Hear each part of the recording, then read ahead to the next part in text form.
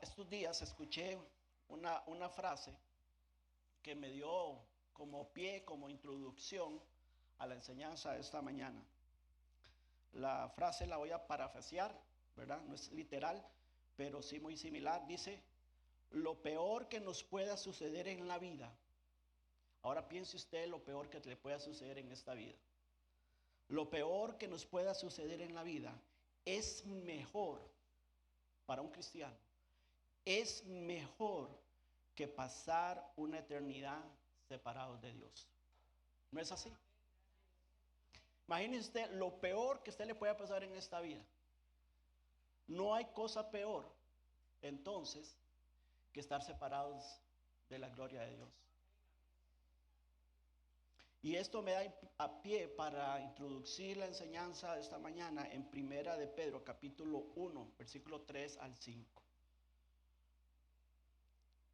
Fran estuvo por un tiempo enseñándonos sobre este libro, escrito a creyentes judíos, creyentes del primer siglo, que se enfrentaban como a una de las tragedias que mencioné ahorita, como algo, lo más terrible que le pudo haber pasado a ellos. Se enfrentaban a una tormenta de problemas y de pruebas. Estaban siendo despojados de sus tierras, de su familia, y estaban siendo esparcidos por toda Asia Menor. Entonces, Pedro ve la angustia, ve quizás la poca fe de estos creyentes, porque quizás para ellos poner la fe en Jesucristo jamás iba a pensar que iban a enfrentar semejante persecución. Entonces Pedro toma su pluma ahí y comienza a recordarles algunas verdades, algunas palabras de ánimo, ¿verdad? Y más que palabras de ánimo, palabras de agradecimiento. Y entonces esto me lleva al pasaje de esta mañana. Primera de Pedro 1, 3 al 5. El mensaje de esta mañana se va a llamar la resurrección de Jesucristo. Verdades para agradecer, hermanos. Para agradecer, como decía ahora, independientemente de lo que usted pueda estar hoy viviendo, de la prueba, de la tormenta, de la dificultad, de la desilusión, de la traición, de lo que usted pueda estar pasando en este momento. Como nosotros hoy, pensando en la resurrección de Jesucristo, debemos entonces estar agradecidos. Imagínense Pedro escribiéndole a estos hombres que estaban siendo despojados de sus familias, de sus tierras, diciéndoles: mire, ustedes deben empezar por alabar a Dios. Y le da las razones para alabar y agradecer a Dios.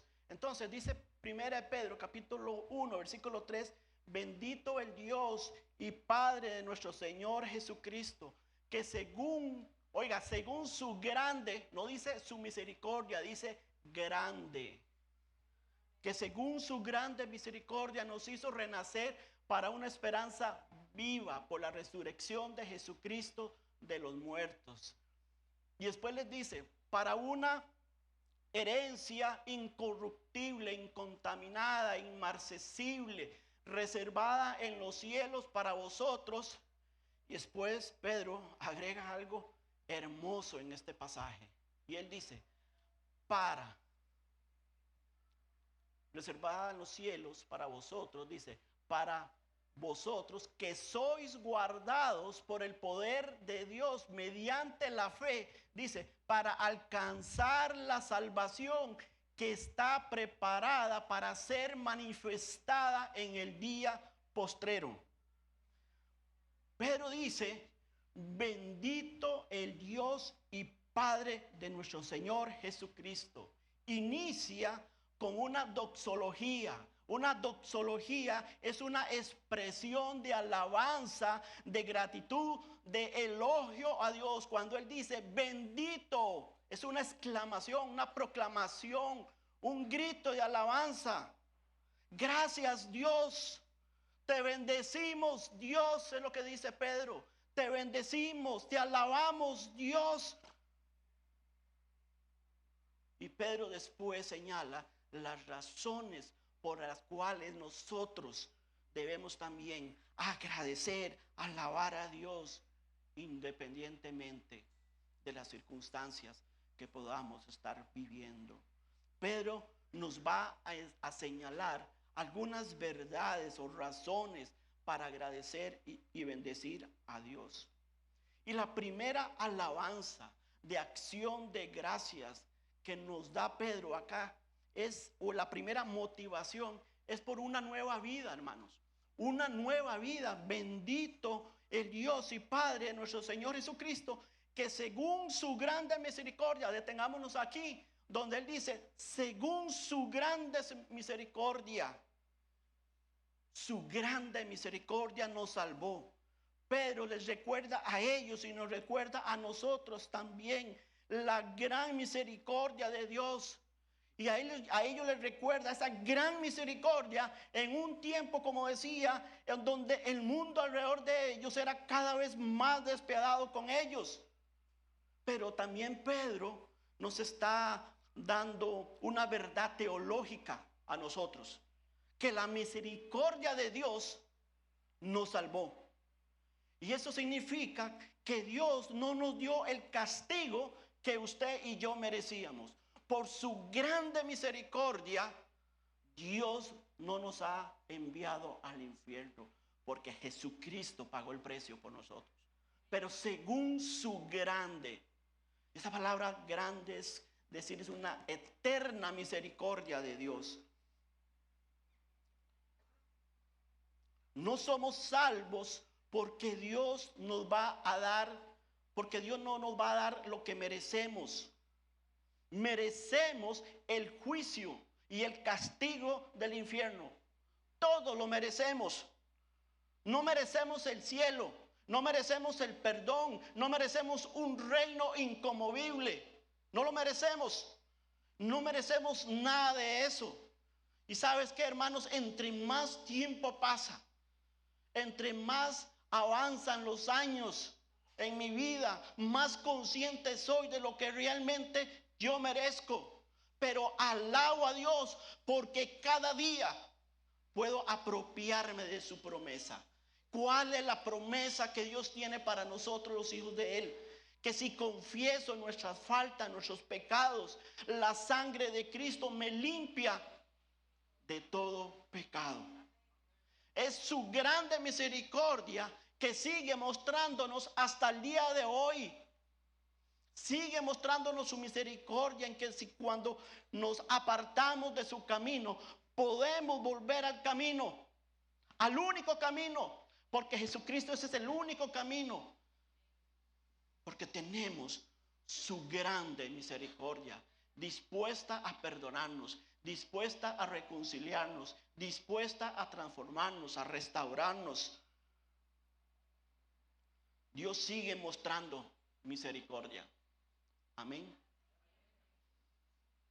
Hoy usted está aquí por su misericordia, por su grande misericordia. Hay una historia real que sucedió en un pueblo, en un pequeño pueblo en Brasil. María y su hija, Cristina. El esposo de María había muerto cuando su hija Cristiana estaba apenas bebé. Cuando esta niña creció y fue adolescente, un día llegó y le dijo a su madre que era el momento de que ella también debía encontrar trabajo. Su hija Cristina, o Cristina más bien, tenía el deseo de irse a la ciudad. a buscar trabajo. Y entonces su deseo de irse de aquel polvoriento pueblo, finalmente lo hizo y se fue a Río de Janeiro. Su madre le advertía a su hija siempre: hija, las calles de la ciudad son crueles para una jovencita. Una mañana María encontró vacío el cuarto de su hija. Ella se había ido. Esta madre tomó el poco dinero que tenía y entró en una de las cabinas de fotografía y se tomó todas las fotos que ella pudo de su rostro, la mamá de Cristina. Se dirigió luego a Río de Janeiro y la buscó en todos los lugares públicos, restaurantes, hoteles, clubes, bares nocturnos. Por todos los lugares la buscó. Y donde quiera que ella iba, pegaba una foto, pegaba su foto en la pared. Y en el reverso escribía el mismo mensaje. Finalmente, sin dinero, cansada y con el corazón roto, María se regresó a su casa. Un tiempo después, su hija Cristina estaba bajando de las escaleras de un hotel y vio un rostro familiar pegado ahí en una pared. Inmediatamente lo reconoció y con los ojos llenos de lágrimas vio que era la foto de su madre. Tomó la foto, le dio vuelta a la foto y leyó la siguiente descripción: donde quiera que estés, en lo que sea que te hayas convertido, no importa, ven a casa. Cada foto tenía este mensaje. Cristina lo hizo, regresó a casa. Esto no es nada menos, hermanos, que la misericordia de una madre que se negó a darle a su hija lo que merecía. Cristina tenía una vida vacía y llena de dolor, pero la misericordia de su madre le dio un nuevo comienzo, le dio una nueva vida. Y sabes, cuando pienso en esto, pienso en lo que Dios hizo por mí. Eso mismo hizo Cristo por mí, hermanos. Me llevó de una vida vacía. Me llevó de la muerte espiritual a una vida nueva. Me llevó del infierno al cielo. Por su grande misericordia. No lo merecía. Yo no hice nada para merecerlo. Es mi historia y sé que es la historia tuya también. La historia de cada uno de nosotros. Y lo mínimo, entonces, que podemos nosotros hacer es agradecerle a Dios. No sé si me escucho bajo, ¿verdad? Allá me escucho bien atrás. ¿Se escucha bien? Gracias. Hacer lo que Pedro dice aquí: bendito sea Dios, alabado sea Dios por su grande misericordia que me salvó, su grande misericordia que me sacó de las puertas del infierno y me llevó al cielo para estar con Él por toda una eternidad. Bendito sea Dios. Entonces, pase lo que yo pase en esta tierra, no es nada con la gloria que me espera en Cristo Jesús. No es nada, hermanos. La segunda verdad que nos lleva esta mañana a agradecer a Dios no es solo porque tenemos una nueva vida, sino que también porque tenemos una promesa viva y eterna. Dice el pasaje en 3b, dice que Cristo nos hizo renacer para una esperanza viva. ¿A través de qué? Por medio o por la resurrección de Jesucristo de los muertos. En otras palabras, tenemos una esperanza viva. ¿Sabe por qué tenemos una esperanza viva? Porque Cristo vive. Por eso nosotros tenemos una esperanza viva. Jesucristo está vivo. Jesucristo murió y resucitó para que nosotros tengamos una nueva vida y una esperanza eterna. Es una esperanza que va más allá de una tumba. El apóstol Pablo describe al mundo incrédulo, al mundo que no tiene Cristo, que no tiene a Cristo, lo describe como un mundo sin esperanza y sin Dios. Así lo dice el apóstol Pablo en Efesios capítulo 2 versículo 12. Dice: en aquel tiempo estabais sin Cristo, alejados de la ciudadanía de Israel y ajenos a los pactos de la promesa, sin esperanza y sin Dios. Así está el mundo sin Cristo, sin esperanza y sin Dios. Luego Pablo le escribe a los cristianos, aquellos cristianos cuando enfrentan los problemas difíciles, especialmente cuando llega el dolor y el luto por la partida de un ser querido o un hermano en Cristo. A los que son cristianos, a los que tienen en Cristo, Pablo describe lo siguiente: tampoco queremos, hermanos, que ignoréis acerca de los que duermen, para que no os tristezcáis como los otros. ¿Quiénes son los otros? Los que no tienen a Cristo, los que están sin Cristo, los que no tienen vida eterna, que no tienen esperanza. Sí, claro que sí hay esperanza, hermanos. Claro que también hay tristeza, hay dolor, hay luto, todo lo pasamos. Pero sabes, pero es una tristeza, es un dolor, es un luto con esperanza. ¿Qué diferencia? En cambio, el mundo sin Cristo pasa lo mismo que pasamos nosotros, pero sin esperanza.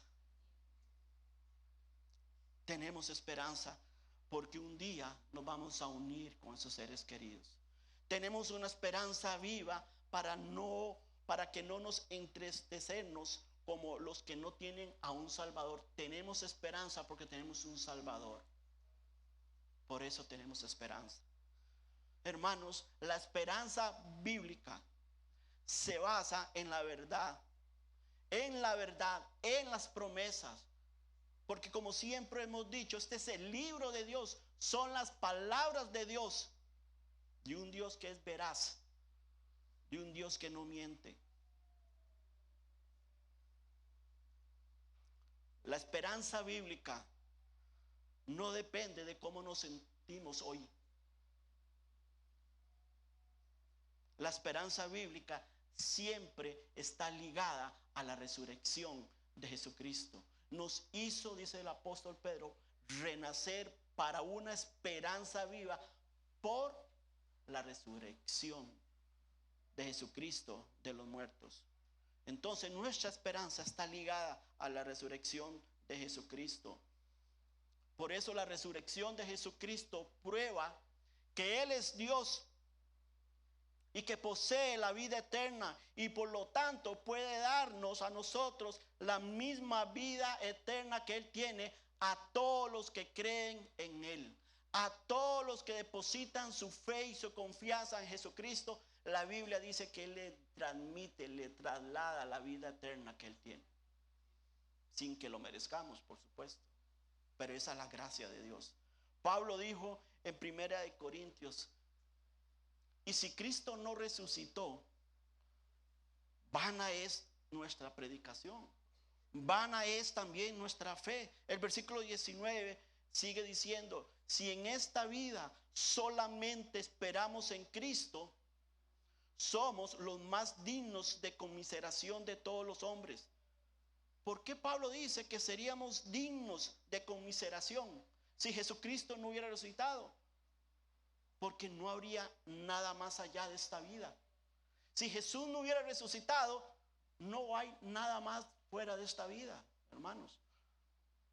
Pero Jesús resucitó, y en su resurrección Él es el fundamento de nuestra esperanza. Nuestra expectativa es segura porque tenemos un Cristo que resucitó y que vive hoy y por los siglos de los siglos. Nuestra esperanza no está muerta porque Jesús no está muerto. Nuestra esperanza no está vacía porque Jesús venció la tumba. Así que nuestra esperanza es una esperanza viva, escribe Pedro, porque Jesús es nuestro Salvador viviente. Una nueva vida, una promesa viva y eterna. Y la tercera verdad que nos lleva esta mañana a dar acción de gracias a Dios es que tenemos una herencia pura y eterna.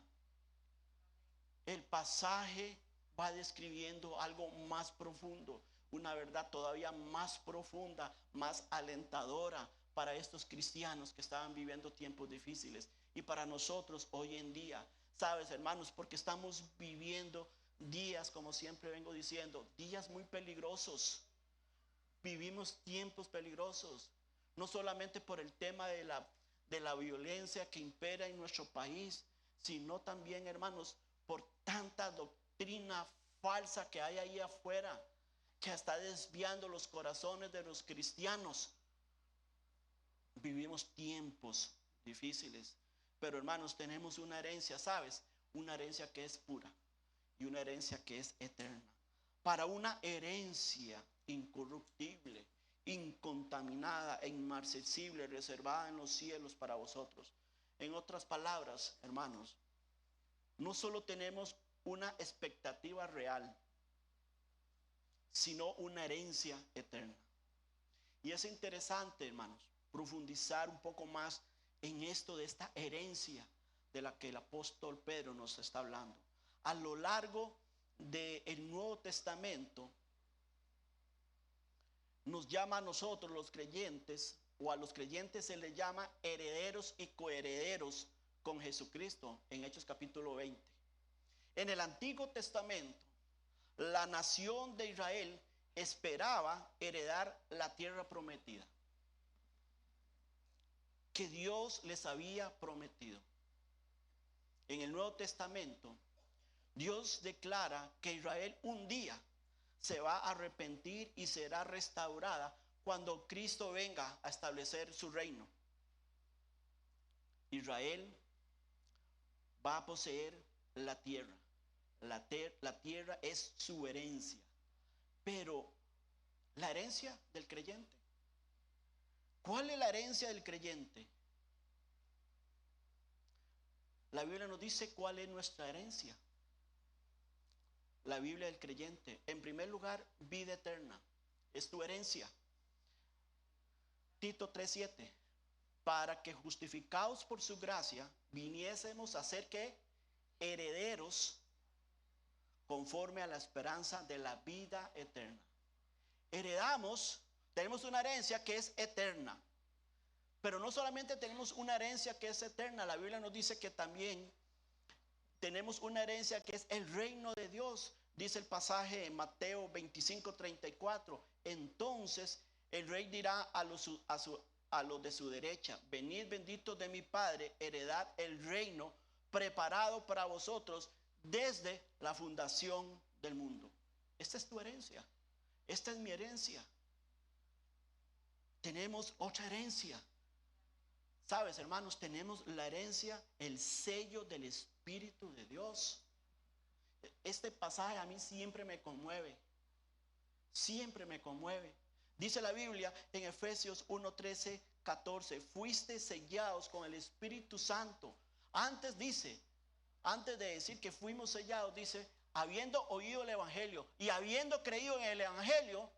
Dice Pablo, entonces una vez que oímos, una vez que creímos, una vez que recibimos a Jesucristo, entonces Pablo dice, fuiste sellado con el Espíritu Santo de la promesa. Dice que es las arras de nuestra herencia hasta la redención de la posición adquirida para alabanza de su gloria.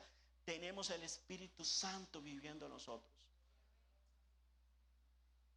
Un Espíritu Santo que dice la Biblia es nuestro consolador. Un Espíritu Santo dice que nos lleva a toda la verdad de Dios. Un Espíritu Santo que nos señala cuando estamos haciendo las cosas incorrectas. Un Espíritu Santo que sabe interceder por nosotros cuando nosotros nos hincamos y oramos a Dios y clamamos a Dios. Él intercede por nosotros. Un Espíritu Santo, ¿sabes? Que va donde usted va. Y sabes, está donde usted está. Y si usted está fuera de la voluntad de Dios, ahí está Él. Él no nos deja. Porque dice que ese es un sello. Un sello, dice que es una arra, que es como decir el sello de garantía. Y dice que ese sello de garantía es, ¿hasta cuándo va a ser quitado? Hasta la posición adquirida para alabanza de su gloria. Hablando de la redención. Cuando estemos en el cielo ya no voy a necesitar al Espíritu Santo. Estaremos con Él, con el Señor Jesucristo, con el Dios Padre. Entonces, esa es tu herencia. Pero no solamente es que tenemos el sello del Espíritu Santo. Tienes recompensas, sabiendo que del Señor recibiréis la recompensa, dice, de la herencia, porque a Cristo el Señor servís. Hay recompensa, hay recompensa. Esa es tu herencia. Y si servís al Señor, con mucho mayor razones va a tener mayores recompensas, en este caso coronas, por el servicio que presta al Señor. Esa es tu herencia. Pero ¿sabes algo también? Tenemos una herencia que se llama salvación. Dice la Biblia en Hebreos 1:14, no son todos espíritus ministradores enviados para servir a favor de los que serán herederos de la salvación. ¿Herederos de qué? De la salvación. ¿Sabes? La salvación nuestra un día va a ser completada. Un día va a ser completada. Una salvación eterna.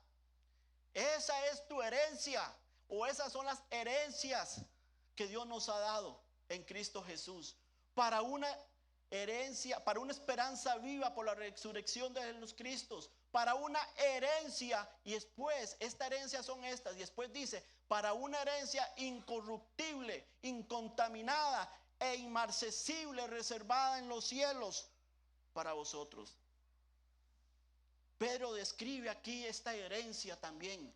Es una herencia que es incorruptible. Es una salvación que es incorruptible. Es unas recompensas que son incorruptibles. Son el sello del Espíritu Santo que no se va a deteriorar. El reino de Dios que es inconmovible. La vida eterna que tampoco se va a corromper, porque es incorruptible. Imposible que sufra descomposición, en otras palabras. Eso es lo que significa la palabra incorruptible, que no sufre descomposición, no va a perecer ni dejar de ser, es indestructible. Ahora, imagínense lo alentador que fueron estas palabras para aquellos creyentes que estaban viviendo tiempos difíciles, para aquellos hombres y mujeres que eran perseguidos y despojados.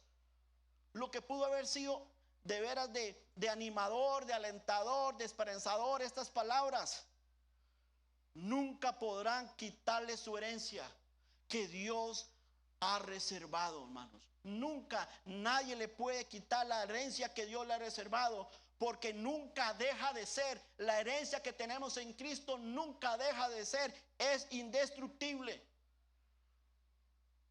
Pero Pedro también describe que es una herencia incontaminada, que no tiene suciedad o contaminación. Sabes, nuestra vida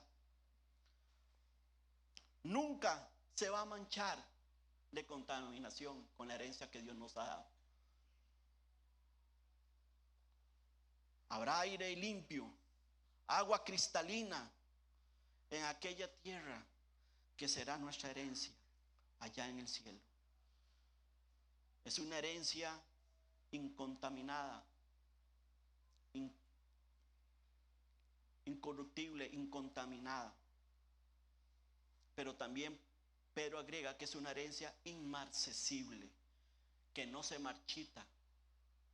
Inmarcesible significa que no se marchita, como una flor, pero que no pierde su color ni se seca. Esa es nuestra herencia. Nuestra herencia no perderá, ¿sabe qué? La belleza. No perderá su belleza, no perderá su gloria, ni su frescura. No se marchitará. Nunca va a perder vitalidad. El nuevo cielo y la tierra nueva nunca perderán su belleza. La gloria de Dios, el trono de Cristo, nunca se va a desvanecer ni va a disminuir. Será nuestro deleite. Y sabes, pensando en esto, no es como nosotros vivimos en esta tierra. De todo nos cansamos, de todo nos aburrimos. ¿No es cierto? De todo nos acostumbramos.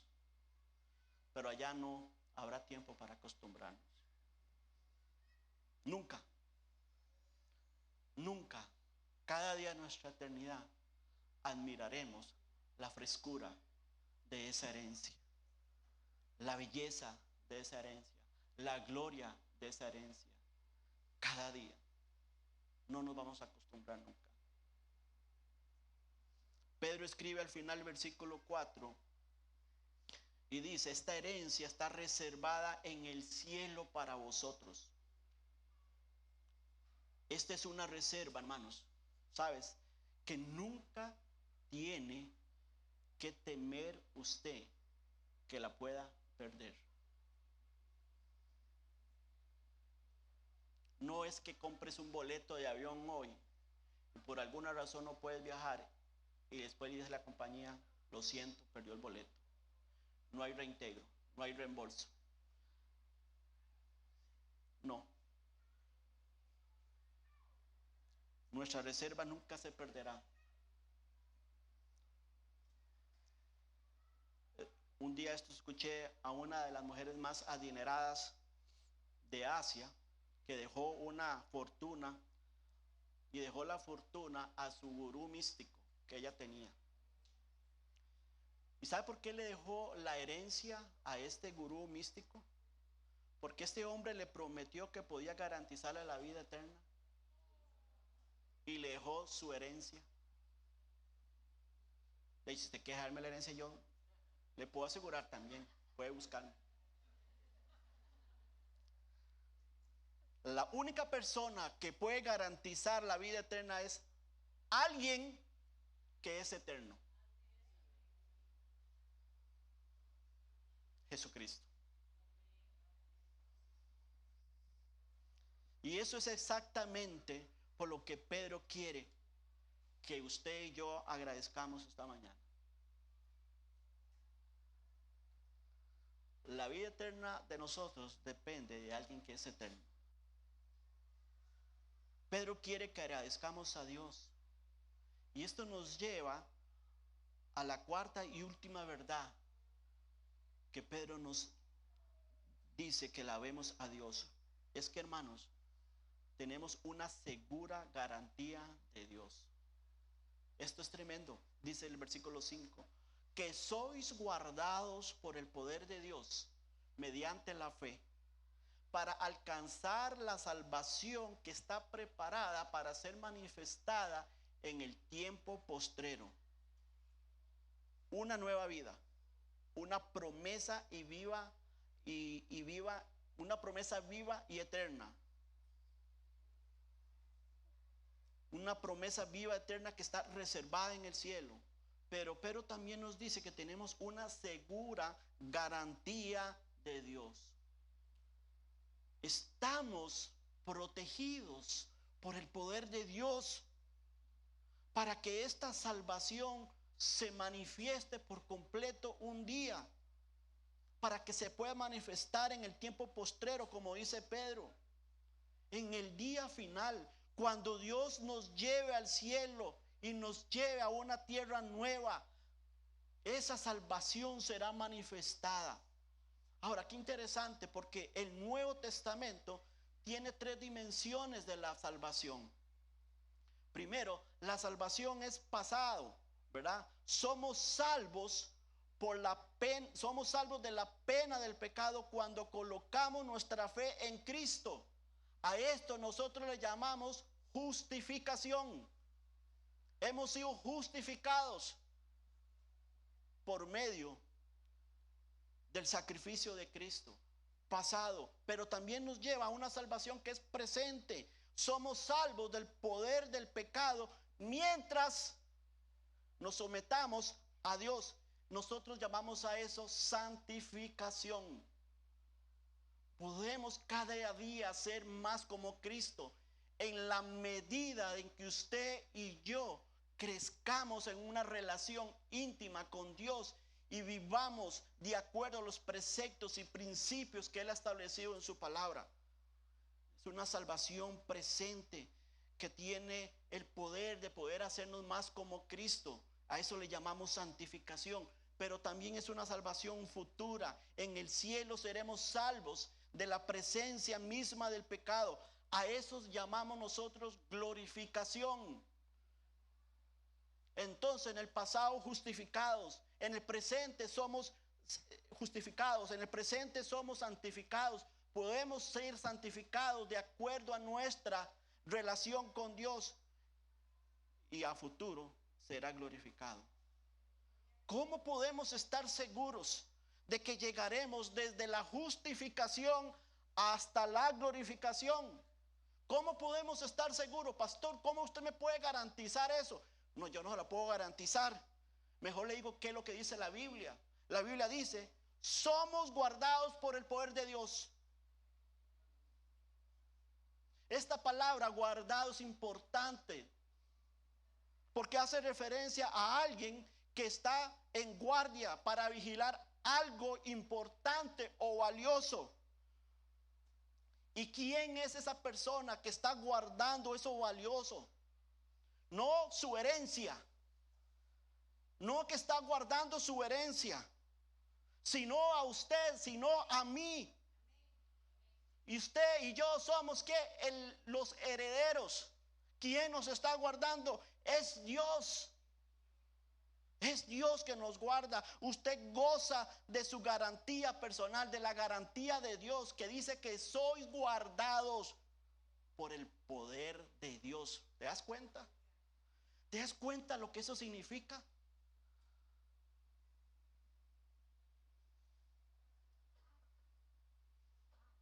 Es Dios quien guarda esta salvación. Es Dios nuestra garantía personal. Y puede estar seguro de que su herencia va a llegar, hermanos.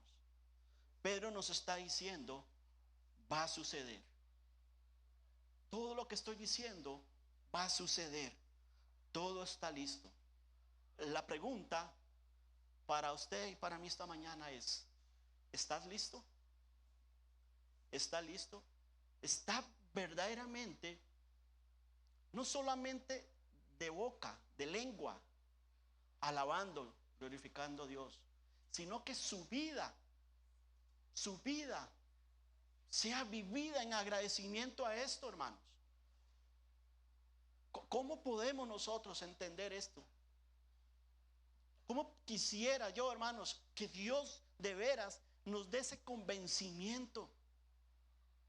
Porque estamos viviendo días peligrosos, días difíciles, apatía espiritual en las iglesias del Señor. Y esta iglesia no es la excepción, hermanos. Se lee poco la Biblia, hay poco devocional, hay poca relación con Dios. Y yo pregunto, ¿está siendo verdaderamente agradecido con esa salvación? Con todo lo que Pedro dice en este pasaje. Tome ese pasaje que acabo de leer yo, o que acabamos de estudiar, léalo y piense cómo es su vida. Si su vida expresa gratitud a Dios, si su vida está en consonancia con lo que tú eres en Cristo Jesús, con la esperanza viva que tienes en Cristo Jesús, con la herencia que Cristo compró en la cruz por usted y por mí.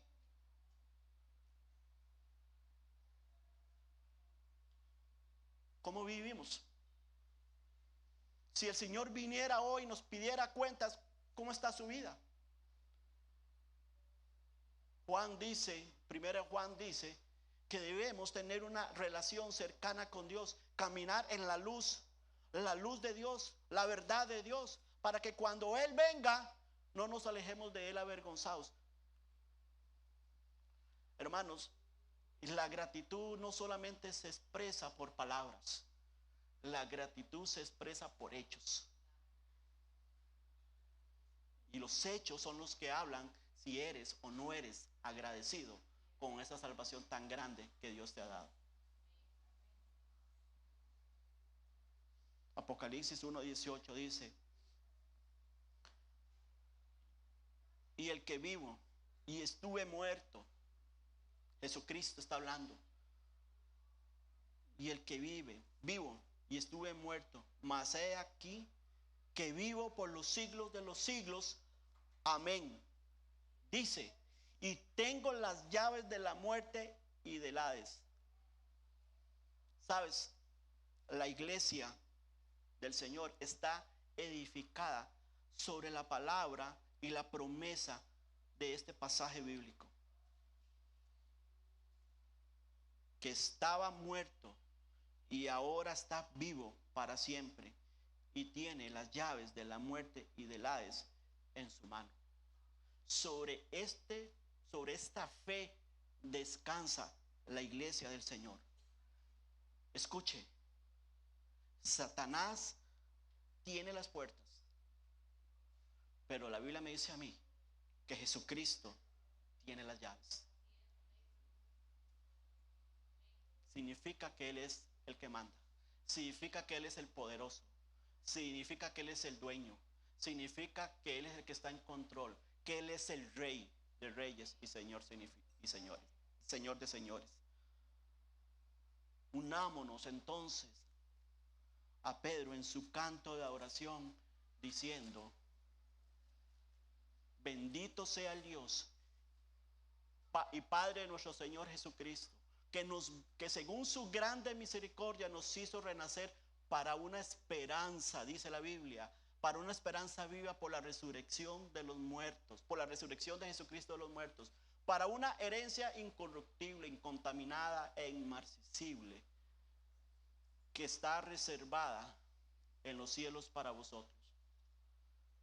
Que podamos entonces expresar esa gratitud a Dios, que Él nos hizo renacer para una esperanza viva, para una herencia incorruptible, incontaminada e inmarcesible para vosotros. Y después dice que sois guardados por el poder de Dios mediante la fe para alcanzar la salvación que está preparada para ser manifestada en el día postrero. Pensando lo que hemos visto esta mañana, tenemos una meta, hermanos. Nuestra gran meta entonces es glorificar al Señor, amar al Señor con todo el corazón y pasar tiempo con Él. Amar y servir al Señor y a los demás. Piense en estas 3 metas para su vida y empiece ahí. Glorificar al Señor, amar al Señor con todo el corazón. Pero tú vas a amar al Señor con todo su corazón de acuerdo al tiempo que pasas con Él. No puedes decir amo al Señor, como muchos dicen que yo amo al Señor. Para mí Dios es lo máximo, es mi patrón, yo amo al Señor. ¿Y lees la Biblia? No, pero amo al Señor. Palabras, nada más palabras. Sirva al Señor, ame a servir al Señor y a los demás, porque servir al Señor significa servir a los demás. Hermano José, vamos a terminar cantando esa última canción. Cantamos aleluya, cantamos aleluya. Y que eso te motive y te anime de veras esta mañana a comenzar a hacer las correcciones que el Espíritu Santo esta mañana le ha señalado mediante el poder de su palabra.